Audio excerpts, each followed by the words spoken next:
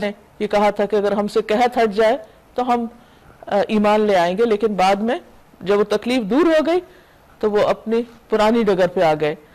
ان سے کہیے اللہ اپنی چال میں تم سے زیادہ تیز ہے، اس کے فرشتے تمہاری سب مکاریوں کو قلم بند کر رہے ہیں۔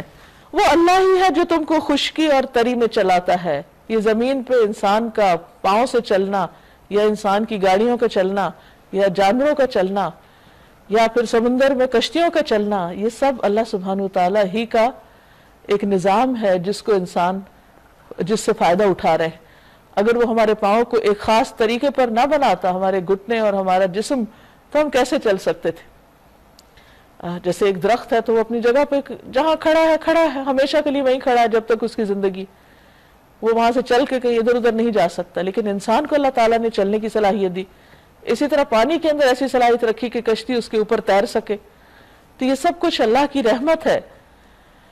چنانچہ جب تم کشتیوں میں سوار ہو کر باد موافق پر خوش باش سفر کر رہے ہوتے ہو اور پھر یکایک باد مخالف کا زور ہوتا ہے اور ہر طرف سے موجوں کے تھپیڑے لگنے لگتے ہیں اور مسافر سمجھ لیتے ہیں کہ طوفان میں گھر گئے، اس وقت سب اپنے دین کو اللہ ہی کے لیے خالص کر کے اس سے دعائیں مانگتے ہیں کہ اگر تو نے ہم کو اس بلا سے نجات دے دی تو ہم شکر گزار بندے بنیں گے۔ یعنی یہ توحید ہر انسان کی فطرت میں ہے، اس کے اندر سمو دی گئی ہے کہ اگر کوئی شخص مصیبت میں گرفتار ہوتا ہے تو سب کچھ بھول کے اللہ کو پکارنے لگتا ہے۔ عام حالات میں جو نہیں بھی اس کو مانتا وہ اس وقت اس کو مان جاتا ہے۔ فرمایا کہ جب حقیقت یہی ہے، مشکل وقت میں اس کو پکارتے ہو تو آخرت کی مشکل سے بھی ڈرو، اس سے پہلے کہ اس مشکل میں پکارنے کا پھر کچھ فائدہ نہ ہو۔ مگر جب وہ ان کو بچا لیتا ہے تو پھر وہی لوگ حق سے منحرف ہو کر زمین میں بغاوت کرنے لگتے ہیں۔ لوگوں، تمہاری یہ بغاوت الٹی تمہارے ہی خلاف پڑ رہی ہے۔ دنیا کے چند روزہ مزے ہیں، ان کو لوٹ لو، پھر ہماری طرف تمہیں پلٹ کر آنا ہے، اس وقت ہم تمہیں بتا دیں گے کہ تم کیا کچھ کرتے رہے ہو۔ دنیا کی یہ زندگی جس کے نشے میں مست ہو کر تم ہماری نشانیوں سے غفلت برت رہے ہو، اس کی مثال ایسی ہے جیسے آسمان سے ہم نے پانی برسایا تو زمین کی پیداوار جسے آدمی اور جانور سب کھاتے ہیں خوب گھنی ہو گئی۔ پھر عین اس وقت جب کہ زمین اپنی بہار پر تھی اور کھیتیاں بنی سر بھی کھڑی تھیں، ان کے مالک سمجھ رہے تھے کہ اب ہم ان سے فائدہ اٹھانے پر قادر ہیں، یکایک رات کو یا دن کو ہمارا حکم آ گیا اور ہم نے اسے ایسا غارت کر کے رکھ دیا گویا کل وہاں کچھ تھا ہی نہیں۔ اس طرح ہم نشانیاں کھول کھول کر پیش کرتے ہیں ان لوگوں کے لیے جو سوچنے سمجھنے والے ہیں۔ نبی صلی اللہ علیہ وسلم نے فرمایا، میرا دنیا سے کیا تعلق؟ میری اور دنیا کی مثال اس سوار کی سی ہے جو تھوڑی دیر سایہ لینے کے لیے کسی درخت کے نیچے رکا پھر اسے چھوڑ کر چل پڑا۔ واللہ یدعو الی دار السلام وَيَهْدِي مَن يَشَاءُ إِلَى صِرَاطٍ مُسْتَقِيمٍ۔ اللہ تمہیں دار السلام کی دعوت دے رہا ہے، یعنی ان طریقوں کی، ان کاموں کی، ان باتوں کی جن کو اختیار کر کے، جن کو اپنا کر تم دنیا میں بھی سلامت رہ سکتے ہو اور آخرت میں بھی جنت کی شکل میں تمہیں بہترین انعام ملے گا۔ معاذ رضی اللہ عنہ سے روایت ہے کہ رسول اللہ صلی اللہ علیہ وسلم نے مجھ سے فرمایا، اس دین کی بنیاد اسلام ہے، تو جو کوئی اسلام لے آیا وہ سلامت رہا، یعنی دنیا میں بھی سلامتی اور پھر آخرت میں بھی اس کے لیے سلامتی ہے، امن ہے۔ یعنی اسلام کی دعوت دراصل سلامتی کی دعوت ہے، دنیا کے لیے بھی اور آخرت کے لیے بھی۔ وَيَهْدِي مَن يَشَاءُ إِلَى صِرَاطٍ مُسْتَقِيمٍ، اور جس کو وہ چاہتا ہے سیدھے رستے کی طرف ہدایت دیتا ہے۔ لِلَّذِينَ أَحْسَنُوا الْحُسْنَى وَزِيَادَةٌ، وہ لوگ جنہوں نے اچھا کیا، بھلائی کا طریقہ اختیار کیا، ان کے لیے بھلائی ہے اور مزید بھی، زیادہ بھی، یعنی ان کے لیے جنت بھی ہے۔ اور زیادہ کیا ہے؟ اللہ سبحانہ وتعالیٰ کا دیدار، یعنی ان کی نیکیوں کی وجہ سے، ان کے اچھے رویے کی وجہ سے ان کی قدردانی کی جائے گی اور اللہ سبحانہ وتعالیٰ ان کو وہ راحتیں اور وہ خوشیاں عطا کرے گا جس میں نہ کوئی غم ہوگا، نہ بیماری، نہ دکھ، نہ پریشانی، اور اس کے ساتھ ہی یہ کہ وہ ایسی خوبصورت جگہ پر ہوں گے کہ جہاں ان کی اللہ تعالیٰ سے بھی ملاقات ہوگی۔ اور اللہ تعالیٰ کی ملاقات کے بعد انسان کو باقی کوئی بھی چیز ویسی خوبصورت نہ لگے گی، خواہ وہ دنیا کے مقابلے میں کئی گنا جنت زیادہ ہی خوبصورت کیوں نہ ہو۔ تو یہاں احسان کرنے والوں، नेकी के काम करने वालों का ये बदला बताया गया है। वला यरहक़ु वुजूहहुम क़तरुन वला ज़िल्ला, और उनके चेहरों पर रू स्याही और जिल्लत न छाएगी। वो जन्नत के मुस्तहिक हैं जहां वो हमेशा रहेंगे। और जिन लोगों ने बुराइयां कमाई उनकी बुराई जैसी है वैसा ही वो बदला पाएंगे। जिल्लत उन पर मुसल्लत होगी, कोई अल्लाह से उनको बचाने वाला ना होगा। उनके चेहरों पर ऐसी तारीकी छाई हुई होगी जैसे रात के स्याह पर्दे उन पर पड़े हुए हों। वो दोज़ख के मुस्तहिक हैं जहां वो हमेशा रहेंगे। वो यौम नहशुरुहुम जमिया, और जिस दिन हम उन सबको इकट्ठा कर लेंगे एक साथ, यानी हशर के मैदान में।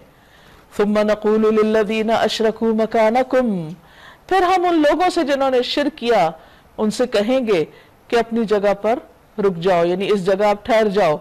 अंतुम व शुरकाउकुम, तुम और तुम्हारे शरीक सब। फज़य्यलना बैनहुम, फिर हम उनकी अजनबियत का पर्दा हटा देंगे, नहीं दोनों एक दूसरे को पहचान जाएंगे। शिर्क करने वाले अपने माबूदों को और वाइस वर्सा। वक़ाल शुरकाउहुम मा कुंतुम इय्याना ताबुदून, और उनके शरीक कहेंगे तुम हमारी इबादत तो नहीं करते थे, यानी ये तो दरअसल तुम्हारी अपनी ख्वाहिशात थी जिनकी बिना पर तुमने हमें माबूद बनाया हुआ था, वरना हमारा तो इसमें कोई कसूर नहीं, ना हमने कहा था तुम्हें कि तुम हमें खुदा मानो। नबी सल्लल्लाहु अलैहि वसल्लम ने फरमाया कि लोग क़यामत के दिन जमा किए जाएंगे, फिर अल्लाह ताला फरमाएगा कि जो जिसे पूछता था उसके साथ हो जाए। चनाचे बहुत से लोग सूरज के पीछे हो लेंगे, बहुत से चांद के, और बहुत से बुतों के साथ हो लेंगे, यानी जो जिससे मोहब्बत करता होगा, जिसको पूछता होगा, उसी के पीछे जाएगा। वकफा बिल्लाहि शहीदम बैनना व बैनकुम इन कुन्ना अन इबादतिकुम लगाफिलीन, हमारे और तुम्हारे दरमियान अल्लाह की गवाही काफी है। अगर तुम हमारी इबादत करते भी थे तो हम तुम्हारी इस इबादत से बिल्कुल बेखबर थे, यानी हम नहीं जानते थे कि तुम हमारी इबादत कर रहे हो, ना हमने तुम्हें कहा और ना हम उसका इकरार करते हैं और ना हम उसके जिम्मेदार हैं। उस वक्त हर शख्स अपने किए का मजा चख लेगा, यानी जब माबूद ही बेजारी का इजहार कर देंगे तो फिर उनके पास बाकी क्या रहेगा। सब अपने हकीकी मालिक की तरफ फेर दिए जाएंगे और वो सारे झूठ जो उन्होंने घर रखे थे गुम हो जाएंगे, क्योंकि शिर्क की बुनियाद ही झूठ पर है। क्योंकि अल्लाह सुब्हानहू तआला का जब कोई शरीक है ही नहीं और अगर कोई किसी को बनाए हुए तो इससे बड़ा झूठ कोई नहीं, ये बिल्कुल ही गैर हकीकी और गलत बात है। क्योंकि आसमान और जमीन से रिस्क देने वाला भी अल्लाह है, जिंदगी मौत भी उसके हाथ में है, हमें जो कुछ मिला है उसी की तरफ से है। कुल मन यर्ज़ुकुकुम मिनस समाई वल अर्द, इनसे पूछिए कौन तुमको आसमान और जमीन से रिस्क देता है, ये समात और बीनाई की कुव्वतें किसके इख्तियार में हैं, कौन बेजान में से जानदार को और जानदार में से बेजान को निकालता है, कौन इस नज़्म आलम की तदबीर कर रहा है। वो जरूर कहेंगे कि अल्लाह, फिर तुम बचते क्यों नहीं, परहेज क्यों नहीं करते, यानी इन गलत कामों को छोड़ क्यों नहीं देते।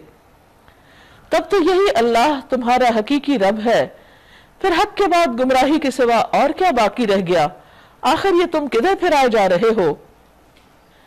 इस तरह नाफरमानी इख्तियार करने वालों पर तुम्हारे रब की बात सच्ची हो गई कि वो मान कर न देंगे, यानी सारी निशानियां भी उनके सामने हों, खुली खुली दलीलें भी हों, बात समझ भी आ रही हो, फिर भी नहीं समझेंगे क्योंकि वो समझना चाहते नहीं। वो जो कुछ कर रहे हैं वो उनकी दरअसल ख्वाहिशात हैं जिनकी वो तस्कीन चाहते हैं, इसलिए उनकी आंखें अंधी हो चुकी हैं, हक उनको नजर नहीं आता। इनसे पूछिए तुम्हारे ठहराए हुए शरीकों में कोई है जो तख्लीक की इब्तिदा भी करता हो और फिर इसका इयादा भी करे। कहो वो सिर्फ अल्लाह है जो तख्लीक की इब्तिदा भी करता है और उसका इयादा भी, फिर तुम ये किस उल्टी राह पर चलाए जा रहे हो। इनसे पूछो तुम्हारे ठहराए हुए शरीकों में कोई ऐसा भी है जो हक की तरफ रहनुमाई करता हो। कहो वो सिर्फ अल्लाह है जो हक की तरफ रहनुमाई करता है। फिर भला बताओ जो हक की तरफ रहनुमाई करता है वो इसका ज्यादा मुस्तहिक है कि उसकी पैरवी की जाए, या वो जो खुद राह नहीं पाता इल्ला ये कि उसकी रहनुमाई की जाए। आखिर तुम्हें क्या हो गया है, कैसे उल्टे उल्टे फैसले करते हो। हकीकत यह है कि इनमें से अक्सर लोग महज कयास और गुमान के पीछे चले जा रहे हैं, हालांकि गुमान हक की जरूरत को कुछ भी पूरा नहीं करता।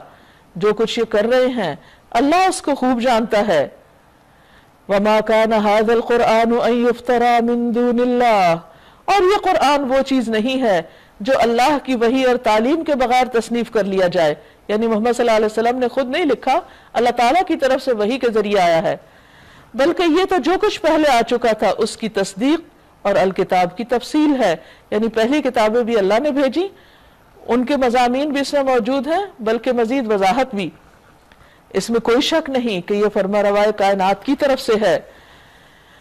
کیا یہ لوگ کہتے ہیں کہ پیغمبر نے اسے خود تصنیف کر لیا، خود لکھ لیا؟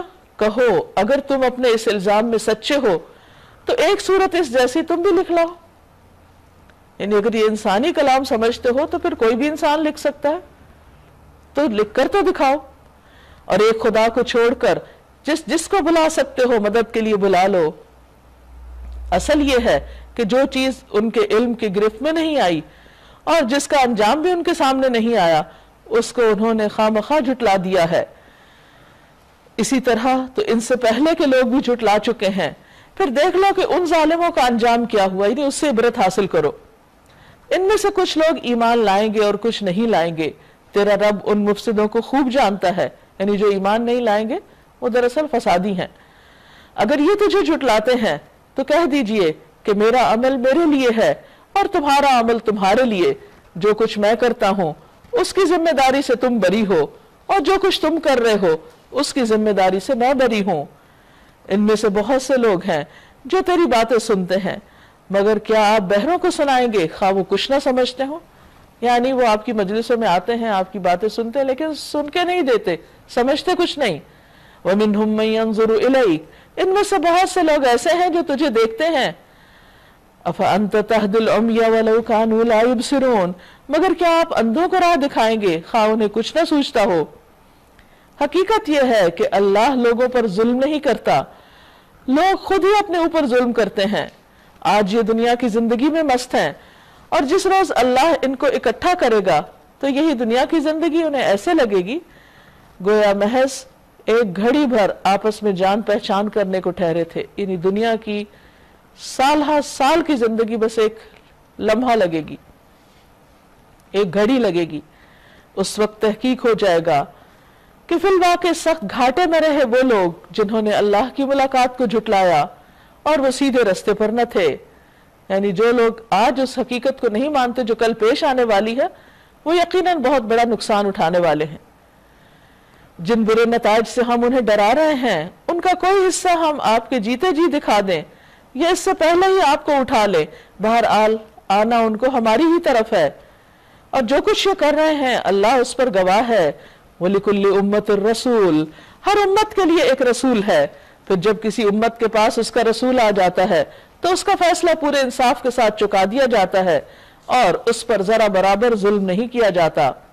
کہتے ہیں اگر تمہاری یہ دھمکی سچی ہے تو آخر کب پوری ہوگی؟ یعنی دھمکی کیا تھی کہ نہیں مانو گے تو اللہ تعالیٰ پکڑ لے گا تم کو۔ کہو میرے اختیار میں خود اپنا نفع و نقصان بھی نہیں، یہ سب کچھ اللہ کی مشیت پر موقوف ہے۔ ہر امت کے لیے مہلت کی ایک مدت ہے، یعنی جس طرح انسانوں کی عمر ہوتی ہے ایسے ہی قوموں کی بھی زندگی ہے۔ جب یہ مدت پوری ہو جاتی ہے تو گھڑی بھر کی تقدیم و تاخیر نہیں ہوتی، پھر اس کا خاتمہ ہو جاتا ہے۔ قُلْ أَرَأَيْتُمْ إِنْ أَتَاكُمْ عَذَابُهُ بَيَاتًا أَوْ نَهَارًا، ان سے کہیے کبھی تم نے سوچا کہ اگر اللہ کا عذاب اچانک رات کو یا دن کو آ جائے تو پھر تم کیا کرو گے؟ آخر یہ ایسی کون سی چیز ہے جس کے لیے مجرم جلدی مچائیں؟ یعنی تم عذاب مانگتے ہو، عذاب تو کسی وقت بھی آ سکتا ہے، اور اگر آ گیا تو کیا یہی وہ چیز ہے جس کو مانگنا چاہیے؟ یعنی کوئی عقل مند انسان اپنے لیے خسارہ اور نقصان اور تکلیف دہ چیز نہیں مانگتا۔ یعنی کسی کی عقل بالکل ہی گزر گئی ہو حد سے تو وہی ایسے مطالبے کر سکتا ہے۔ پھر ظالموں سے کہا جائے گا اب ہمیشہ کے عذاب کا مزہ چکھو، جو کچھ تم کماتے رہے ہو اس کی پاداش کے سوا اور کیا بدلہ تم کو دیا جا سکتا ہے؟ پھر پوچھتے ہیں کیا واقعی یہ سچ ہے؟ یعنی شک کا شکار ہے، لہذا بار بار، اور دل میں ان کے تردد بھی ہے، بے چینی بھی ہے، نہ مان کے دیتے اور نہ انکار کر کے ان کو کوئی قرار ہے۔ پوچھتے ہیں کیا واقعی یہ سچ ہے جو تم کہہ رہے ہو؟ کہو میرے رب کی قسم بالکل سچ ہے، اور تم اتنا بلبوتا نہیں رکھتے کہ اسے ظہور میں آنے سے روک دو، یعنی قیامت کو۔ اگر اس شخص کے پاس جس نے ظلم کیا ہے روح زمین کی دولت بھی ہو تو اس عذاب سے بچنے کے لیے وہ اسے فدیے میں دینے پر آمادہ ہو جائے گا، جب یہ لوگ اس عذاب کو دیکھ لیں گے تو دل ہی دل میں پچھتائیں گے، یعنی عمر بھر تو مطالبے کرتے رہے لیکن جب دیکھیں گے تو پھر پریشان ہوں گے۔ مگر ان کے درمیان پورے انصاف سے فیصلہ کیا جائے گا، کوئی ظلم ان پر نہ ہوگا۔ سنو، آسمانوں اور زمین میں جو کچھ ہے اللہ کا ہے، سن رکھو، اللہ کا وعدہ سچا ہے مگر اکثر لوگ جانتے نہیں۔ وہی زندگی بخشتا ہے، وہی موت دیتا ہے، اور اسی کی طرف تم سب کو پلٹنا ہے۔ لوگو، تمہارے پاس تمہارے رب کی طرف سے نصیحت آ چکی ہے۔ یا ایھا الناس قد جاءتکم موعظۃ من ربکم وشفاء لما فی الصدور، یہ وہ چیز ہے جو دلوں کے امراض کی شفا ہے، یعنی یہ قرآن شفا ہے دلوں کی بیماریوں کے لیے، یعنی سینوں کے اندر جو گھٹن ہے، تنگی ہے، تکلیف ہے، بے چینی ہے، پریشانی ہے، غم ہے، دکھ ہے، ان سب بیماریوں کا علاج ہے، کیونکہ قرآن انسان کی سوچ کو، عقل کو جلا بخشتا ہے، انسان کے دل کو اطمینان اور قرار بخشتا ہے، اور انسان کو ان تمام تفکرات سے آگاہ کرتا ہے اور اس سے آزاد بھی کرتا ہے ایک بڑی فکر دے کر، یعنی آخرت کی۔ رسول اللہ صلی اللہ علیہ وسلم نے فرمایا، آگاہ رہو اے لوگو، میں ایک انسان ہوں، قریب ہے کہ میرے رب کا بھیجا ہوا میرے پاس آ جائے تو میں اسے قبول کروں، یعنی دنیا سے چلا جاؤں، اور میں تم میں دو بھاری چیزیں چھوڑ کے جا رہا ہوں۔ ان میں سے پہلی اللہ کی کتاب ہے جس میں ہدایت اور نور ہے، تم اللہ کی اس کتاب کو پکڑے رکھو اور اس کے ساتھ مضبوطی سے قائم رہو۔ اور آپ نے اللہ کی کتاب کی خوب رغبت دلائی، اور پھر آپ نے فرمایا دوسری چیز میرے اہل بیت ہیں۔ اور پھر اللہ کا اس پر شکر ادا کرنا چاہیے کہ اس نے ہماری زندگی میں ہمیں اس سے جوڑ دیا اور ہمیں اس کی سمجھ عطا کی اور اس کی طرف رہنمائی کی، کیونکہ جو اسے قبول کر لے ان کے لیے رہنمائی اور رحمت ہے۔ قل، آپ کہہ دیجئے، بفضل اللہ و برحمتہ، اللہ کے فضل اور اللہ کی رحمت پر، وبذالک فلیفرحوا، ان کو خوش ہو جانا چاہیے، کیونکہ پیچھے فرمانا شفاء لما فی الصدور وہدی ورحمۃ للمؤمنین، کہ شفا بھی ہے، ہدایت بھی ہے اور رحمت بھی ہے۔ جس کو یہ نصیب ہو جائے، جس کا اس کے ساتھ ایک کنیکشن بن جائے، جس کا اس کتاب کے ساتھ ایک تعلق بن جائے، پھر وہ شخص خوش قسمت ہے۔ اس کو اپنی قسمت پر ناز ہونا چاہیے کہ اللہ نے مرنے سے پہلے اس کو یہ دولت عطا کر دی، یہ نعمت دے دی۔ هو خیر مما یجمعون، وہ بہتر ہے، ہر اس چیز سے اچھی ہے جسے لوگ جمع کر رہے ہیں، یعنی جو مال و دولت لوگ سمیٹ رہے ہیں اس کی بنسبت یہ کتاب زیادہ بہتر ہے اگر کوئی اس کو سمیٹے۔ کیوں؟ اس لیے کہ دنیا کی بڑی سے بڑی دولت سے بھی انسان اطمینان قلب نہیں خرید سکتا، حقیقی خوشی نہیں خرید سکتا، دل کا سکون نہیں خرید سکتا، اپنے غموں کو اندر سے نہیں نکال سکتا۔ لیکن یہ قرآن ایک ایسی قوت بخشتا ہے انسان کو، ایسا ایمان دیتا ہے، ایسی خوشی دیتا ہے کہ انسان کے پاس کچھ بھی نہ ہو تو بھی وہ پرسکون ہوتا ہے۔ یہ ایک عجیب فینومینا ہے۔ ہم دیکھتے ہیں کہ جنگ تبوک میں مسلمان 30,000 کا لشکر تھا، ایک اونٹ پر کئی لوگ سوار ہوتے، باری باری، اور پھر پیدل چلتے، 600-700 میل دور کا سفر تھا، اور کھانے کے لیے ایک کھجور ہوتی۔ انتہائی تکلیف اور مشقت کے عالم میں انہوں نے سفر کیا، لیکن آپ دیکھیے کہ دلوں کا اطمینان اور سکون، کہ کسی نے کوئی کمپلینٹ نہیں کی۔ آج ہمارے پاس سب کچھ ہوتا ہے اور ہمارے شکوے شکایات ختم ہی نہیں ہوتے، ہم زندگی کی کسی نعمت پر راضی ہی نہیں۔ یہ سب کیوں ہے؟ اس لیے کہ ہم نے اس کتاب کی روح کو نہیں پایا، اس کی قدر و قیمت نہیں پہچانی، اس کا حق ادا نہیں کیا۔ فرمایا هو خیر مما یجمعون، یہ قرآن ہر اس چیز سے بہتر ہے جو لوگ جمع کر رہے ہیں۔ قل ارأیتم ما انزل اللہ لکم من رزق فجعلتم منہ حراما وحلالا، اے نبی صلی اللہ علیہ وسلم ان سے کہیے، تم لوگوں نے کبھی یہ بھی سوچا کہ جو رزق اللہ نے تمہارے لیے اتارا تھا اس میں سے تم نے خود ہی کسی کو حرام اور کسی کو حلال ٹھہرا لیا؟ یعنی حلال اور حرام کو اللہ نے کسی انسان کے اوپر نہیں چھوڑا کہ وہ فیصلہ کرے، خود ہی بتا دیا کیا ٹھیک ہے اور کیا نہیں۔ لیکن کچھ لوگوں نے اللہ کا قانون اپنے ہاتھ میں لینے کی کوشش کی۔ قل اللہ اذن لکم، ان سے پوچھو کہ اللہ نے تمہیں اس کی اجازت دی تھی کہ تم ایسا کرو؟ ام علی اللہ تفترون، یا تم اللہ پر افترا کر رہے ہو، جھوٹ گھڑ رہے ہو؟ حلال حرام کا معاملہ ایسا ہے کہ جس میں اللہ سبحانہ وتعالیٰ نے بندوں پر رحمت کرتے ہوئے اسے خود اپنے ہاتھ میں رکھا ہے، کیونکہ اگر بندوں کو یہ اجازت دے دی جاتی تو وہ صرف وہ چیزیں حلال کرتے جو ان کو ضرورت نہیں تھی تاکہ اور لوگ اسے استعمال کریں، اور باقی لوگوں پر حرام کر دیتے، باقیوں کے اوپر پابندی لگا دیتے۔ تو اس لیے یہاں پر صاف طور پر بتا دیا گیا کہ تم نے اپنے ذوم میں، اپنے خیال میں جو چیزیں حرام کر رکھی، جیسے دور جاہلیت میں انہوں نے بحیرہ، سائبہ اور حام اور وسیلہ اور اس طرح کے نام دے کے جانوروں کو حرام کر رکھا تھا، یا اپنی مرضی کے مطابق استعمال کرتے تھے، تو اس کا بتا دیا گیا کہ اس کی تمہیں اجازت نہیں، اگر تم ایسا کرو گے تو اللہ پہ جھوٹ گڑو گے۔ جو لوگ اللہ پر یہ جھوٹا افترا باندھتے ہیں ان کا کیا گمان ہے کہ قیامت کے روز ان سے کیا معاملہ ہوگا؟ اللہ لوگوں پر مہربانی کی نظر رکھتا ہے، مگر اکثر انسان ایسے ہیں جو شکر ادا نہیں کرتے، یعنی سب نعمتیں پانے کے بعد اس کی طرف نہیں لپکتے۔ وَمَا تَكُونُ فِي شَأْنٍ وَمَا تَتْلُو مِنْهُ مِنْ قُرْآنٍ، اے نبی صلی اللہ علیہ وسلم، آپ جس بھی حال میں ہوتے ہیں، قرآن میں سے جو کچھ بھی سناتے ہیں، اور لوگوں تم بھی جو کچھ کرتے ہو، اس سب کے دوران میں ہم تم کو دیکھتے رہتے ہیں۔ یعنی انسان لوگوں کی تو کتنی فکر کرتا ہے کہ لوگ اس کو دیکھ رہے ہیں، معلوم نہیں کیسے لگ رہے ہیں، لیکن اللہ تعالیٰ فرماتے ہیں کہ تمہارے ان سارے اعمال کے وقت جب تم کر رہے ہوتے ہو تو ہم تمہیں دیکھ رہے ہوتے ہیں۔ تو فکر کیا ہونی چاہیے کہ ہم اس وقت اللہ کی نگاہ میں کیسے لگ رہے ہیں۔ یعنی قرآن ہمارے سامنے ہے، ہم پڑھ رہے ہیں یا سن رہے ہیں، اور اللہ تعالیٰ دیکھ رہے ہیں ہم کو، تو ہم کیسے لگ رہے ہوں گے اس کو؟ کیا وہ ہم سے خوش ہے؟ کیا اس کو پسند آ رہا ہے جو کچھ ہم کر رہے ہیں، یا اس کو اور زیادہ اچھا کرنا چاہیے؟ اور اس میں ہماری دلچسپی کا لیول کیا ہے، ہماری محبت کا درجہ کیا ہے، ہم کس جذبے کے ساتھ، کس نیت اور کس ارادے کے ساتھ یہ سب کچھ کر رہے ہیں؟ اس پر ہم سب کو سوچنا چاہیے، کیونکہ یہ سب براہ راست اللہ کی نظر میں ہے۔ کوئی ذرہ برابر چیز آسمان اور زمین میں ایسی نہیں، نہ چھوٹی نہ بڑی، جو تیرے رب کی نظر سے چھپی ہوئی ہو، سب پتہ ہے اس کو، اور ایک صاف دفتر میں درج نہ ہو، یعنی سب کچھ ریکارڈ میں ہے اللہ کے۔ سنو، جو اللہ کے دوست ہیں، جو ایمان لائے اور جنہوں نے تقوی کا رویہ اختیار کیا، ان کے لیے کسی خوف اور رنج کا موقع نہیں۔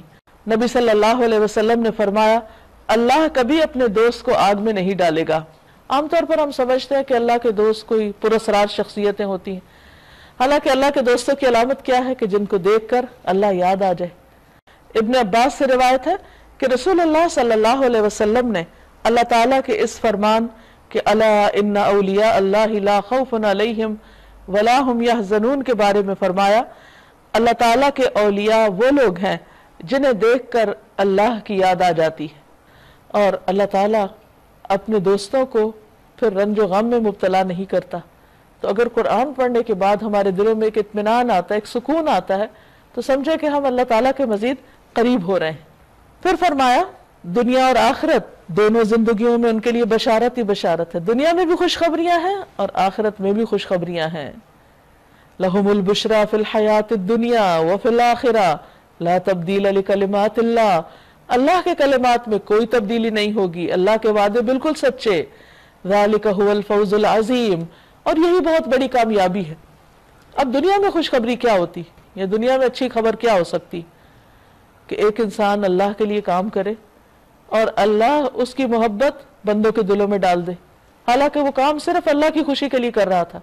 ابو ذر کہتے ہیں کہ میں نے نبی صلی اللہ علیہ وسلم سے عرض کیا، ایک آدمی خالص اللہ کے لیے کوئی کام کرتا ہے، لیکن لوگ اس کے اس کام کی وجہ سے اس سے محبت کرنے لگتے ہیں۔ آپ نے فرمایا، یہ مومن کو جلد ملنے والی خوشخبری ہے۔ تو یہ محبتیں یا یہ اطمینان خود اپنے دل کا، یہ دراصل علامت ہوتی ہے کہ اللہ تعالیٰ اس کام کو قبول فرما رہے ہیں۔ لیکن اگر قرآن پڑھ کے بھی اور دین کا کام کر کے بھی دل کے اندر بے چینی ہے اور بے چینی جاتی نہیں کسی صورت، اس کا مطلب ہے کہ there is something wrong، جس کی اصلاح کی ضرورت ہے۔ ذالک هو الفوز العظیم، یہی بہت بڑی کامیابی ہے.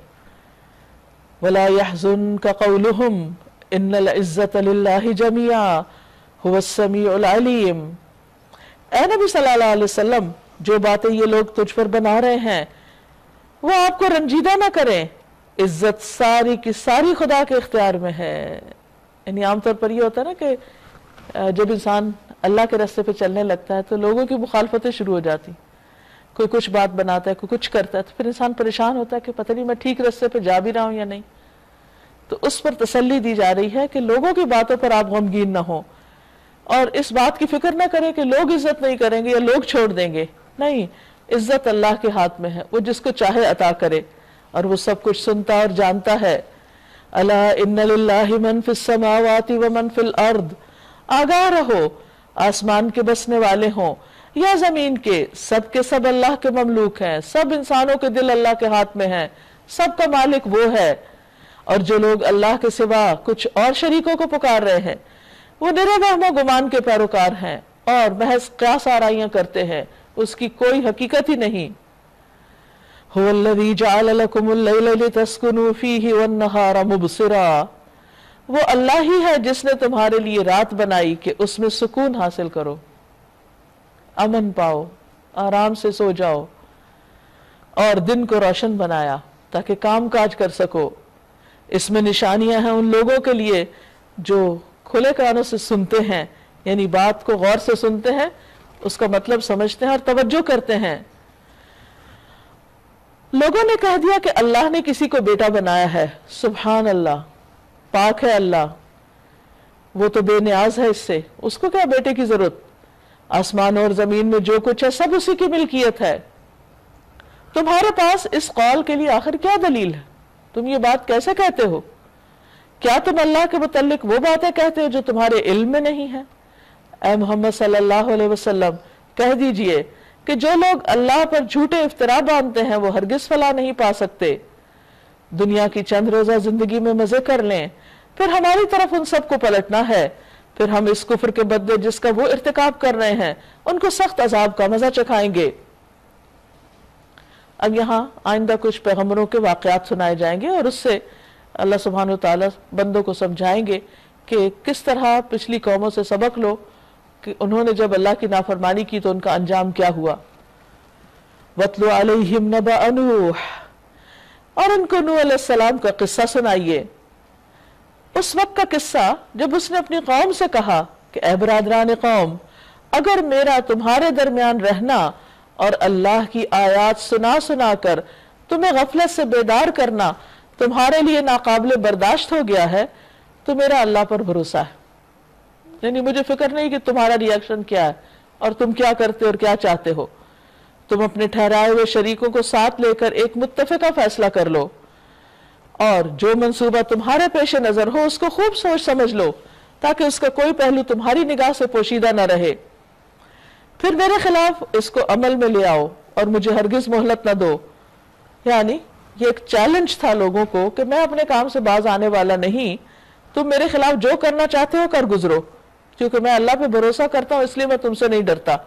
اور پیغمبروں کے اندر یہ جرأت ہوتی ہے کہ وہ سارے چیلنجز کو فیس کر لیتے ہیں اور ہر طرح کی مخالفتیں برداشت کرتے ہوئے اللہ کے حکم پر خوشی سے عمل کرتے ہیں. تم نے میری نصیحت سے منہ موڑا تو میرا کیا نقصان، میں تم سے کسی اجر کا طلبگار نہیں تھا. یعنی میں کسی دنیاوی بینیفٹ کے لیے تو نہیں گیا تھا تمہارے پاس، اور مجھے اب یہ فکر تو نہیں کہ تم نے مانا نہیں تو میری رزق روزی کا کیا ہوگا یا میرا کوئی دنیا کا کاروبار ختم ہو گیا. پھر فرمایا تم نے میری نصیحت سے منہ موڑا تو میرا کیا نقصان، میں تم سے کسی اجر کا طلبگار نہ تھا، میرا اجر تو اللہ کے ذمہ ہے اور مجھے حکم دیا گیا ہے کہ کوئی مانے یا نہ مانے ان اکون من المسلمین، کہ میں مسلمانوں میں سے ہو جاؤں، میں فرما بردار بن جاؤں. انہوں نے اسے جھٹلایا اور نتیجہ یہ ہوا کہ ہم نے اسے اور ان لوگوں کو جو اس کے ساتھ کشتی میں تھے بچا لیا اور انہی کو زمین میں جانشین بنایا اور ان سب لوگوں کو غرق کر دیا جنہوں نے ہماری آیات کو جھٹلایا تھا. بس دیکھ لو کہ جنہیں متنبہ کیا گیا تھا اور پھر بھی انہوں نے نہیں مانا تو ان کا انجام کیا ہوا. ثم بعثنا من بعده رسلا الى قومهم فجاءوهم بالبينات پھر نوح علیہ السلام کے بعد ہم نے مختلف پیغمبروں کو ان کی قوموں کی طرف بھیجا، وہ ان کے پاس کھلی کھلی نشانیاں لے کر آئے، مگر جس چیز کو انہوں نے پہلے جھٹلا دیا تھا اسے پھر مان کر نہ دیا۔ اس طرح ہم حد سے گزرنے والوں کے دلوں پر ٹھپا لگا دیتے ہیں۔ یعنی حد سے گزرنے والے کون ہیں؟ جو ایک بار غلطی کرنے کے بعد پھر اپنی غلطی پہ اڑ جاتے ہیں، ہٹ دھرمی کرتے ہیں اور کسی طرح بھی مان کے نہیں دیتے۔ ثم بعثنا من بعدهم موسى وهارون الى فرعون وملئه بآياتنا فاستكبروا وكانوا قوما مجرمين۔ پھر ان کے بعد ہم نے موسیٰ اور ہارون علیہ السلام کو اپنی نشانیوں کے ساتھ فرعون اور اس کے سرداروں کی طرف بھیجا، مگر انہوں نے اپنی بڑائی کا گھمنڈ کیا، یعنی تکبر کا مظاہرہ کیا اور مان کے نہ دیا، اور وہ مجرم لوگ تھے۔ پس جب ہمارے پاس سے حق ان کے سامنے آیا تو انہوں نے کہا یہ تو کھلا جادو ہے۔ موسیٰ علیہ السلام نے کہا تم حق کو یہ کہتے ہو جبکہ وہ تمہارے سامنے آ گیا، کیا یہ جادو ہے؟ اسحر ھذا ولا یفلح الساحرون۔ حالانکہ جادوگر فلاح نہیں پایا کرتے، اور ان کے سامنے بھی سارا کچھ آ چکا تھا کہ سارے جادوگر سجدے میں گر پڑے تھے اور انہوں نے اپنی کمزوری اور غلطی کا اعتراف کر لیا تھا اور موسیٰ علیہ السلام کے معجزات کو مان گئے تھے، لیکن جن کے دلوں پہ پردے پڑے ہوئے تھے وہ نہ مانے۔ قالوا اجئتنا لتلفتنا عما وجدنا علیہ آباءنا۔ انہوں نے جواب میں کہا کیا تو اس لیے آیا ہے کہ ہمیں اس طریقے سے پھیر دے جس پر ہم نے اپنے باپ دادا کو پایا، اور زمین میں بڑائی تم دونوں کی قائم ہو جائے؟ یعنی الٹا ان کو بلیم کر دیا، بات کو اپنی اصل سے پھیر دیا۔ تمہاری بات تو ہم ماننے والے نہیں، صاف انکار کر دیا۔ اور فرعون نے اپنے آدمیوں سے کہا ہر ماہر فن جادوگر کو میرے پاس حاضر کرو۔ جب جادوگر آ گئے تو موسیٰ علیہ السلام نے ان سے کہا جو کچھ تمہیں پھینکنا ہے پھینکو۔ پھر جب انہوں نے اپنے انچر پھینک دیے تو موسیٰ علیہ السلام نے کہا جو کچھ تم نے پھینکا ہے یہ جادو ہے، اللہ ابھی اسے باطل کیے دیتا ہے، مفسدوں کے کام کو اللہ سدھرنے نہیں دیتا، اور اللہ اپنے فرمانوں سے حق کو حق کر دکھاتا ہے، خواہ وہ مجرموں کو کتنا ہی ناگوار کیوں نہ ہو۔ فما آمن لموسیٰ الا ذریۃ من قومہ علی خوف من فرعون وملئہم ان یفتنہم۔ پھر دیکھو کہ موسیٰ علیہ السلام کو اس کی قوم میں سے چند نوجوانوں کے سوا کسی نے نہ مانا، فرعون کے ڈر سے اور خود اپنی قوم کے سربراوردہ لوگوں کے ڈر سے، جنہیں خوف تھا کہ فرعون ان کو عذاب میں مبتلا کرے گا۔ یہ ایک حقیقت ہے کہ ہر دور میں پیغمبروں کا ساتھ دینے والے ینگ لوگ ہی تھے، کیونکہ ان کے اندر زیادہ جرت ہوتی، طاقت ہوتی، قوت ہوتی، وہ سمجھتے ہیں مقابلہ کر سکتے ہیں۔ اور جو بڑے لوگ ہوتے ہیں وہ اپنے پچھلے تجربات اور اپنی عمر کے تقاضے کے طور پر بہت محتاط رویہ اختیار کرتے ہیں اور جلدی آگے نہیں بڑھتے۔ اب ہم دیکھتے ہیں کہ نبی صلی اللہ علیہ وسلم پر جو لوگ ایمان لائے اس میں حضرت علی جو بالکل ابھی بچے ہی تھے، حضرت جعفر طیار وہ بالکل ینگ تھے، حضرت زبیر، طلحہ، سعد بن ابی وقاص، مصعب بن عمیر، عبداللہ بن مسعود، یہ سب قبول اسلام کے وقت 20 سال سے کم تھے، یعنی ٹین ایجر سے ایک طرح سے۔ عبد الرحمن بن عوف، حضرت بلال، حضرت صہیب کی عمریں 20 اور 30 کے بیچ میں تھی، وہ بھی ابھی ینگ ہی تھے۔ پھر اسی طرح ابو عبیدہ بن جراح، زید بن حارثہ، عثمان بن عفان، عمر فاروق، یہ 30 اور 35 سال کے بیچ میں تھے۔ تو سب سے زیادہ عمر رسیدہ جو تھے وہ حضرت ابوبکر صدیق تھے، اور ان کی عمر بھی ایمان لانے کے وقت 38 سال تھی، یعنی he was the oldest person.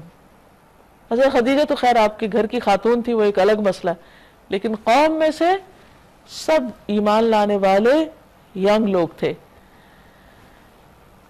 پھر فرمایا وَإِنَّ فِرْعَوْنَ لَعَالٍ فِي الْأَرْضِ، واقعہ یہ کہ فرعون زمین میں غلبہ رکھتا تھا، اور وہ ان لوگوں میں سے تھا جو کسی حد پہ نہیں رکتے، یعنی دوسروں کی مخالفت میں، ان کو تکلیف دینے میں، ان کا نقصان کرنے میں یہ نہیں دیکھتے کہ پھر کیا ہوگا، حد سے بڑھ جاتے ہیں۔ وَقَالَ مُوسَىٰ يَا قَوْمِ، موسیٰ علیہ السلام نے اپنی قوم سے کہا لوگو اگر تم واقعی اللہ پر ایمان رکھتے ہو تو اس پر بھروسہ کرو اگر مسلمان ہو۔ انہوں نے جواب دیا ہم نے اللہ ہی پر بھروسہ کیا، اے ہمارے رب ہمیں ظالم لوگوں کے لیے فتنہ نہ بنا، اور اپنی رحمت سے ہمیں کافروں سے نجات عطا کر۔ ظالم لوگوں کے لیے فتنہ نہ بنا یعنی ہم امن میں رہیں، اور ہم ان کے لیے بھی مشکل نہ کھڑی کریں کہ وہ ہماری وجہ سے ایمان نہ لائیں. وَأَوْحَيْنَا إِلَىٰ مُوسَىٰ وَأَخِيهِ، اور ہم نے موسیٰ علیہ السلام اور اس کے بھائی کو اشارہ کیا کہ مصر میں چند مکان اپنی قوم کے لیے مہیا کرو اور اپنے ان مکانوں کو قبلہ ٹھہراؤ اور نماز قائم کرو اور اہل ایمان کو بشارت دے دو. یعنی بنی اسرائیل چونکہ ایک بکھری ہوئی قوم تھی تو اجتماعی عبادت ان کو جمع کر سکتی تھی، لیکن وہ کسی بڑی جگہ پر اکٹھے ہو کر عبادت نہیں کر سکتے تھے فرعون اور اس کے سرداروں کے ڈر سے. تو پھر موسیٰ علیہ السلام نے اللہ تعالیٰ کے حکم سے ان کو یہ کہا کہ تم اپنے اپنے گھروں کو ہی سینٹر بنا لو، وہیں پر اکٹھے ہو جاؤ. اور اس طرح وہاں ایک پورا سسٹم ڈیولپ کر دیا، ایک زبردست قسم کی آرگنائزیشن قائم کر لی. کیونکہ جس رات موسیٰ علیہ السلام اپنی قوم کو لے کر نکلے ہیں تو کتنی تیزی کے ساتھ ہزاروں لاکھوں لوگوں میں میسج پہنچ گیا، کیونکہ وہ اپنی اپنی جگہوں پر آرگنائز تھے اور کنیکٹڈ تھے. اور پھر یہ کہ یہاں یہ بھی پتہ چلتا ہے کہ عبادت کی کچھ چیزیں تو انفرادی ہوتی ہیں اور کچھ لازمی طور پر اکٹھے ہو کر کرنی چاہیے، تبھی مسلمانوں کے اندر ایک اجتماعیت پیدا ہوتی ہے اور ایک قوت بنتے ہیں وہ. اور اپنے ان مکانوں کو قبلہ ٹھہرا لو اور نماز قائم کرو اور اہل ایمان کو بشارت دے دو، خوشخبری دے دو. کیونکہ اس وقت ان کے اوپر ایک بہت پریشانی کی اور غم کی اور ایک دکھ کی کیفیت تھی، کیونکہ وہ ایک مظلوم قوم تھے، فرعون ان کے اوپر جبر کرتا تھا. تو موسیٰ علیہ السلام کے الفاظ نے اپنی قوم کو ایک حوصلہ دیا، اور اچھا لیڈر ہوتا بھی وہ ہے کہ جو لوگوں کے اندر امید کا ایک جذبہ بھر دے. وَقَالَ مُوسَىٰ رَبَّنَا إِنَّكَ آتَيْتَ فِرْعَوْنَ وَمَلَأَهُ زِینَةً وَأَمْوَالًا فِي الْحَيَاةِ الدُّنْيَا. موسیٰ علیہ السلام نے دعا کی، اے ہمارے رب، تو نے فرعون اور اس کے سرداروں کو دنیا کی زندگی میں زینت اور اموال سے نواز رکھا ہے، یعنی بہت کچھ تو نے دیا ہے. اے رب، کیا یہ اس لیے ہے کہ وہ لوگوں کو تیری راہ سے بھٹکائیں؟ یعنی مال اولاد اور دنیا کی رونق زینت پا کر وہ بہت سرکش ہو چکے ہیں. اے رب، ان کے مال غارت کر دے اور ان کے دلوں پر ایسی مہر لگا دے کہ ایمان نہ لائیں جب تک وہ دردناک عذاب نہ دیکھ لیں. اور ہوا بھی یہی. اچھا یہ یاد رہے کہ یہ نہیں کہ موسیٰ علیہ السلام نے شروع میں جاتے ہی تبلیغ کی اور نہیں مانے تو ایسی کوئی دعا کر دی ان کے لیے. وہ سال ہر سال تک ان کو سمجھاتے رہے، اور یہ بالکل آخری دور کی بات ہے. تو اس پر اللہ تعالیٰ نے فرمایا قَالَ قَدْ أُجِيبَتْ دَعْوَتُكُمَا فَاسْتَقِيمَا وَلَا تَتَّبِعَانِ سَبِيلَ الَّذِينَ لَا يَعْلَمُونَ.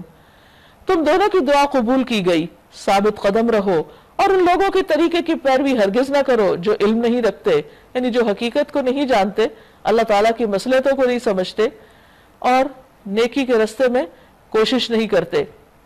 وَجَاوَزْنَا بِبَنِي إِسْرَائِيلَ الْبَحْرَ، اور ہم نے بنی اسرائیل کو سمندر پار کروا دیا. پھر فرعون اور اس کے لشکر ظلم اور زیادتی کی غرض سے ان کے پیچھے چلے. یعنی جب موسیٰ علیہ السلام ان کو لے کر نکل آئے اور فرعونیوں کو پتہ چلا تو وہ تو بہت غصے میں آئے کہ سارے راتوں رات نکل گئے یہاں سے.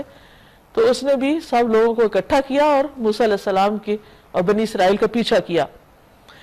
حتیٰ کہ جب فرعون ڈوبنے لگا تو بول اٹھا، میں نے مان لیا خداوند حقیقی کو، اس کے سوا کوئی نہیں جس پر یہ بنی اسرائیل ایمان لائے، اور میں بھی سر اطاعت جھکا دینے والوں میں سے ہوں. یعنی اس وقت تو ایمان لے آیا جب ڈوبنے لگا. اب ایمان لاتا ہے آنا، موت کے وقت ایمان لانا فائدہ مند نہ ہوگا. رسول اللہ صلی اللہ علیہ وسلم نے فرمایا، جبریل نے مجھ سے کہا کاش آپ دیکھتے جس وقت فرعون غرق ہو رہا تھا.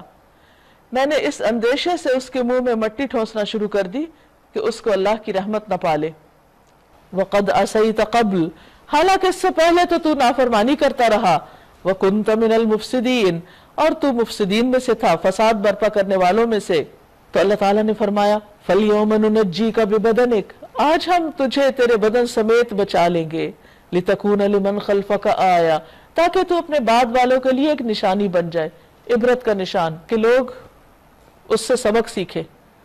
اب قرآن مجید میں یہ جو بات کہی گئی ہے یہ کئی ہزار سال پہلے کا واقعہ ہے، اور سال ہا سال تک یہ بات موجود تھی قرآن مجید میں. اور فرعون کی لاش جو تھی، فرعون کا جسم جو تھا، وہ لوگوں کو نہیں معلوم تھا کہ کہاں ہے کیا ہے، لیکن قرآن کے وہ بھی ایک امتحان تھا کہ لوگ اس کو مانتے ہیں یا نہیں.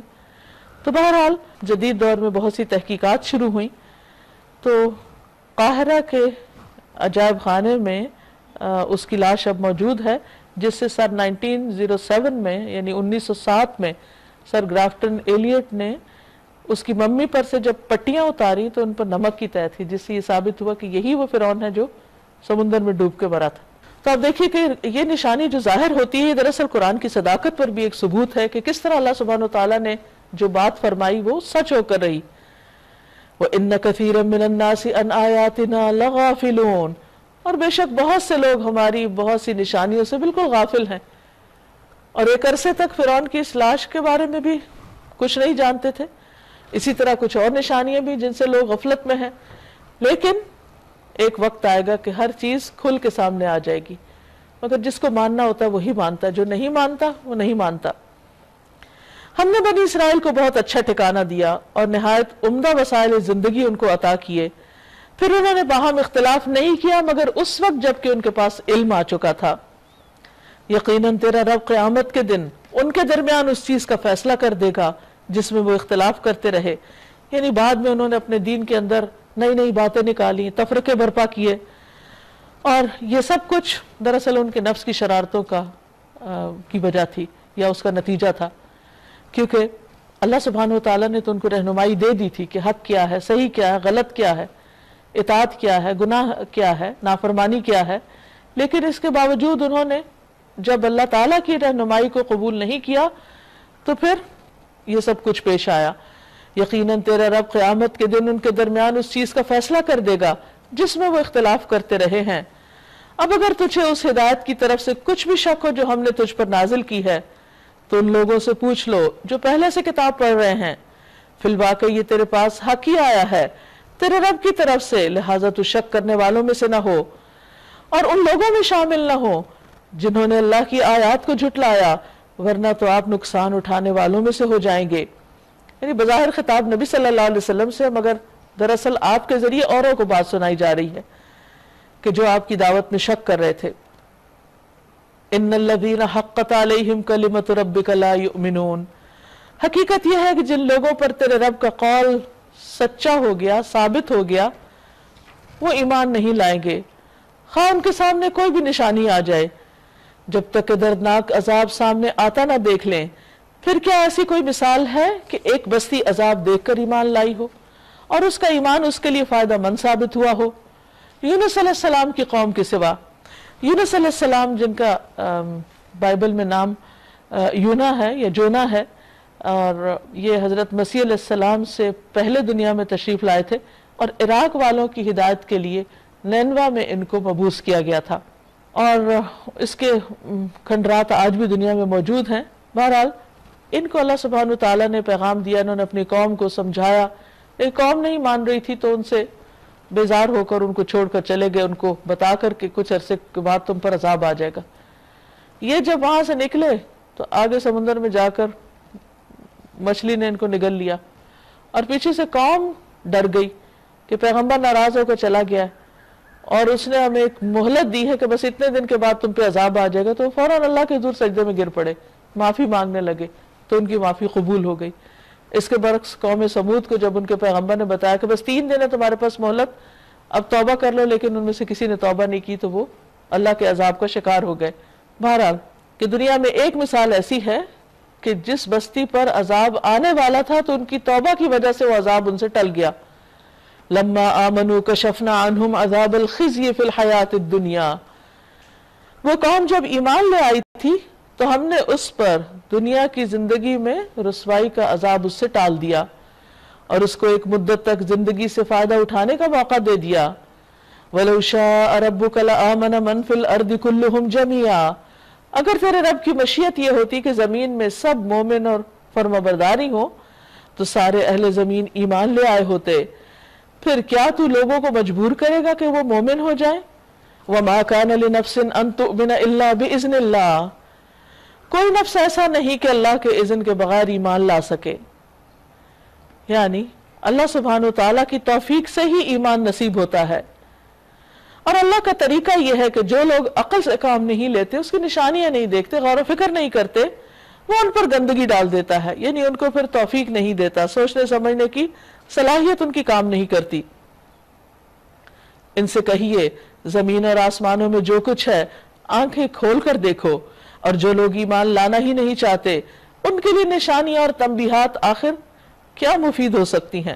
یعنی جن کا دل ہی کھوٹا ہے اور ان کی نیت ہی خراب ہے، ان کے لیے نشانیاں پھر کوئی معنی نہیں رکھتی، وہ ان سے کوئی فائدہ نہیں اٹھائیں گے۔ اب یہ لوگ اس کے سوا اور کس چیز کے منتظر ہیں کہ وہی برے دن دیکھے جو ان سے پہلے کے گزرے ہوئے لوگ دیکھ چکے۔ ان سے کہیے اچھا انتظار کرو، میں بھی تمہارے ساتھ انتظار کرتا ہوں۔ پھر جب ایسا وقت آتا ہے تو ہم اپنے رسولوں کو اور ان لوگوں کو بچا لیا کرتے ہیں جو ایمان لائے ہوں۔ ہمارا یہی طریقہ ہے اور ہم پر حق ہے کہ مومنوں کو بچا لیں۔ حقا علینا ننجی المؤمنین، یعنی ہمیشہ ایسا ہی ہوا کہ جب کسی قوم کی طرف کوئی پیغمبر بھیجا گیا تو اس کی پکار پر جنہوں نے لبیک کہا، آخر کار جب اس قوم پر عذاب آیا تو بچے وہی جنہوں نے پیغمبر کی بات مانی تھی۔ اے نبی صلی اللہ علیہ وسلم کہہ دیجئے کہ لوگو اگر تم ابھی تک میرے دین کے متعلق کسی شک میں ہو تو سن لو کہ تم اللہ کے سوا جن کی بندگی کرتے ہو میں ان کی بندگی نہیں کرتا، بلکہ صرف اسی خدا کی بندگی کرتا ہوں جس کے قبضے میں تمہاری موت ہے۔ مجھے حکم دیا گیا ہے کہ میں ایمان لانے والوں میں سے ہوں، اور مجھ سے فرمایا گیا ہے کہ یکسو ہو کر اپنے آپ کو ٹھیک ٹھیک اس دین پر قائم کر لو، اور ہرگز ہرگز مشرکین میں سے نہ ہونا، یعنی ان لوگوں میں سے نہیں ہونا جو اللہ کی ذات، حقوق، صفات میں شرک کریں۔ وَلَا تَدْعُ مِن دُونِ اللَّهِ مَا لَا يَنفَعُكَ وَلَا يَضُرُّكَ، اور اللہ کو چھوڑ کر کسی ایسی ہستی کو نہ پکارنا جو فائدہ نہ پہنچا سکتی ہو نہ نقصان دے سکتی ہو۔ اگر آپ ایسا کریں گے تو ظالموں میں سے ہوں گے۔ آپ ایسا کرنے والے نہیں تھے، لیکن آپ کے ذریعے سب کو بتایا جا رہا ہے کہ یہ طریقہ درست نہیں۔ اگر کوئی بھی یہ کام کرے گا تو وہ اللہ کی پکڑ سے بچ نہ سکے گا۔ وَإِن يَمْسَسْكَ اللَّهُ بِضُرٍّ فَلَا كَاشِفَ لَهُ إِلَّا هُوَ، اور اگر اللہ آپ کو کسی مصیبت میں ڈالنے کا ارادہ کر لے تو خود اس کے سوا کوئی نہیں جو اس مصیبت کو ٹال دے، اور اگر وہ تیرے حق میں کسی بھلائی کا ارادہ کرے تو اس کے فضل کو بھی کوئی پھیرنے والا نہیں۔ اور یہ ایک بہت بڑی حقیقت ہے جس سے عام طور پر لوگ غافل رہتے ہیں، اور وہ سمجھتے ہیں کہ شاید نفع نقصان لوگوں کے ہاتھوں میں ہے، حالانکہ دراصل اس کا مالک اللہ ہے۔ وہ اپنے بندوں میں سے جس کو چاہتا ہے اپنے فضل سے نوازتا ہے، اور وہ درگزر کرنے والا اور رحم فرمانے والا ہے۔ اے محمد صلی اللہ علیہ وسلم آپ کہہ دیجئے لوگو تمہارے پاس تمہارے رب کی طرف سے حق آ چکا ہے، اب جو سیدھی راہ اختیار کرے اس کی راست روی اسی کے لیے فائدہ مند ہے، اور جو گمراہ رہے اس کی گمراہی اسی کے لیے تباہ کن ہے، اور میں تمہارے اوپر کوئی حوالہ دار نہیں ہوں۔ اور اے نبی صلی اللہ علیہ وسلم آپ اس ہدایت کی پیروی کیے جائیں جو آپ کی طرف وحی کے ذریعے بھیجی جا رہی ہے۔ وَاتَّبِعْ مَا يُوحَىٰ إِلَيْكَ وَاصْبِرْ حَتَّىٰ يَحْكُمَ اللَّهُ، اس وقت تک صبر کیجئے جب تک اللہ فیصلہ کر دے۔ وَهُوَ خَيْرُ الْحَاكِمِينَ، اور وہی بہترین فیصلہ کرنے والا ہے۔ سورۃ ہود، نبی صلی اللہ علیہ وسلم نے فرمایا تھا کہ سورۃ ہود اور اس جیسی اور سورتوں نے مجھے بوڑھا کر دیا ہے۔ حقیقت یہ ہے کہ سورۃ ہود میں ایسے مضامین ہیں کہ جو انسان اگر پڑھے تو واقعی اس کے لیے بہت فکر مندی کا ذریعہ ہے۔ بسم اللہ الرحمن الرحیم، الف لام را، کتاب احکمت آیاتہ ثم فصلت من لدن حکیم خبیر۔ الف لام را فرمان ہے ایک، یعنی اللہ کی کتاب جس کی آیتیں پختہ اور مفصل ارشاد ہوئی ہیں، یعنی اس کلام کے اندر الفاظ اور معانی اور اس کی تراکیب ہر چیز بہت ہی مناسب اور جچی تلی ہے، بہترین طریقے سے صاف صاف بیان کرنے والی، ایک دانا اور باخبر ہستی کی طرف سے کہ تم نہ بندگی کرو مگر صرف اللہ کی، اور میں تم کو خبردار کرنے والا بھی ہوں اور خوشخبری دینے والا بھی۔ اور یہ کہ تم اپنے رب سے معافی چاہو اور اس کی طرف پلٹ آؤ تو وہ ایک خاص مدت تک تم کو اچھا سامان زندگی دے گا، یعنی دنیا میں بھی تم نعمتوں سے فائدہ اٹھاؤ گے، اور ہر صاحب فضل کو اس کا فضل عطا کرے گا۔ لیکن اگر تم منہ پھیرتے ہو تو میں تمہارے حق میں ایک بڑے ہولناک دن کے عذاب سے ڈرتا ہوں۔ تم سب کو اللہ کی طرف پلٹنا ہے، اور وہ سب کچھ کر سکتا ہے، ہر چیز پر قدرت رکھتا ہے۔ دیکھو یہ لوگ اپنے سینوں کو موڑتے ہیں تاکہ آپ سے چھپ جائیں، یعنی آپ کا سامنا نہ کرنا پڑے اور آپ کی بات نہ ماننی پڑے۔ خبردار جب یہ کپڑوں سے اپنے آپ کو ڈھانپتے ہیں، اللہ ان کے چھپے کو بھی جانتا ہے اور کھلے کو بھی، یعنی یہ پیغمبر علیہ السلام سے چھپ سکتے ہیں لیکن اللہ سے نہیں چھپ سکتے۔ وہ تو ان بھیدوں سے بھی واقف ہے جو سینوں میں ہیں، وہ تو دلوں کی باتیں بھی جانتا ہے تمہاری شکلوں کو کیسے نہیں پہچانتا؟ اور پیدا بھی تو اسی نے کیا ہے. الا یعلم من خلق وہو اللطیف الخبیر، کیا وہ نہ جانے گا جس نے بنایا، پیدا کیا، اور وہ بہت باریک بین، بہت باخبر ہے. وآخر دعوانا ان الحمد للہ رب العالمین. یہاں پر پارہ مکمل ہو گیا، لیکن اگر آپ کے ذہن میں کوئی سوال ہو، کوئی بات ہو، کوئی چیز ایڈ کرنا چاہیں، کوئی اپنے خیالات کا اظہار کرنا چاہیں تو you are most welcome. I was constantly thinking of Allah telling us about ilm. We try and get the worldly knowledge, but what happens about the Quran? Why do we overlook it? With all the details that Allah tells us about Jannat, all the benefits and the rewards that He is going to give us, and we don't care. He warns us. He bribes us with rewards. Give. For one, He is going to give us 700 times. What do we do? Allah guide us all. اس میں جو اللہ تعالیٰ فرما رہے ہیں کہ اگر اللہ تعالیٰ جو ہمیں تکلیف آتی ہے اس کو دور کوئی نہیں کر سکتا سوائے اللہ کے. یہ آیت اتنی اچھی ہے کہ بہت مجھے کلک کری کہ آج کل ہم یہی دیکھتے ہیں اگر کوئی مصیبت پریشانی آتی ہے تو لوگ اللہ کو چھوڑ کے دوسرے لوگوں کی طرف زیادہ تر بھاگتے ہیں. اگر اس ایک آیت پہ ہی ہم صرف غور کریں تو ہماری کتنی پریشانیاں دور ہو جائیں. اگر کوئی تکلیف آئے تو صرف ہم اللہ کے آگے ہاتھ پھیلائیں. یہ آیت مجھے بہت اچھی لگی اور اس پہ میں سورہ التوبہ کے بارے میں یہ کہنا چاہوں گی کہ جب ہم یہ لفظ التوبہ سنتے ہیں یا پڑھتے ہیں تو ہمارے ذہن میں ایک طرح سے ریپینٹنس یعنی توبہ کا تصور آنے لگتا ہے. تو اس صورت میں مختلف جگہوں پہ نا اللہ تعالیٰ کی اس صفت کو بہت زیادہ ابھارا گیا ہے. کہیں پہ غفور و رحیم کا ذکر آتا ہے، کہیں پہ تواب و رحیم کا ذکر آتا ہے، اور پھر اسی صورت کے اینڈ میں جو آپ صلی اللہ علیہ وسلم کی جو کوالٹی یہاں پہ بتائی گئی ہے وہاں پہ رؤوف الرحیم اس کا ذکر آتا ہے. تو چونکہ اللہ تعالیٰ کی کوالٹی ہے رحیم و کریم کہ وہ خود بھی درگزر سے کام لیتا ہے، اس لیے اس نے انسانوں کے لیے بھی پسند کیا ہے کہ ہم بھی دوسروں کی خطاؤں کو درگزر کرنا سیکھیں. اس سے آخرت کے اجر و ثواب کے علاوہ اس کا فائدہ یہ ہے کہ دنیا میں امن و سکون پھیلے گا. جہاں پہ ہمارا ضمیر ہم سے کہے کہ ہم سے کوئی غلط کام ہو گیا ہے، گناہ ہو گیا ہے، ہم نے کسی کو تکلیف دی ہے، تو وہاں پہ چاہیے ہمیں کہ بغیر کسی شک و شبے میں پڑے بغیر ہم اللہ تعالیٰ سے توبہ کریں.